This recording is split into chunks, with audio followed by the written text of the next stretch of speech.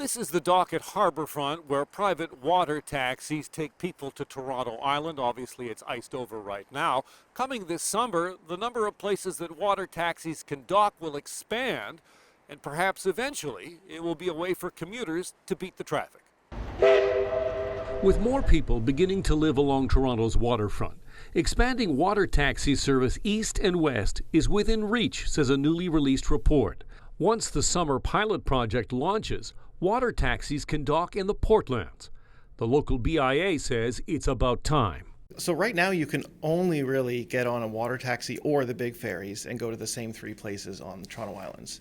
So in a way, it's great to see this Seabus pilot coming soon, hopefully, to fill in the gaps where we should have more docks and piers already, like the eastern waterfront and now in the Portlands, where there's going to be more than 100,000 new people living.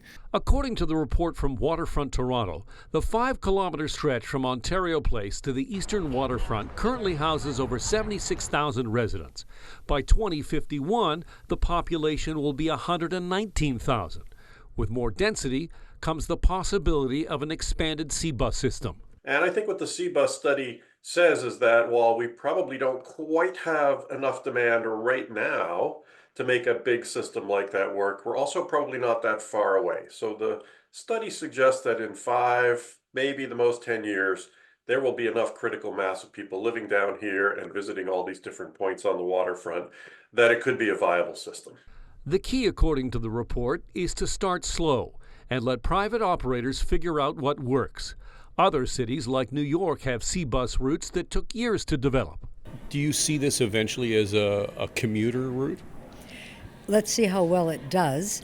It could be a commuter route. It would have to go further out. You know, if you could maybe come in from the Bluffs, or you could come in from Mimico or the Humber River, that would be pretty exciting, very special. The pilot project is expected to be up and running by June when Toronto hosts 6 World Cup matches. It will use smaller existing water taxis, but if successful, could eventually expand to 50 to 75 passenger ferries. Right now, water taxis only operate in the summer, but the city already breaks up the ice in the inner harbor for the ferry to the island, so it is possible that it could create a route for smaller vessels.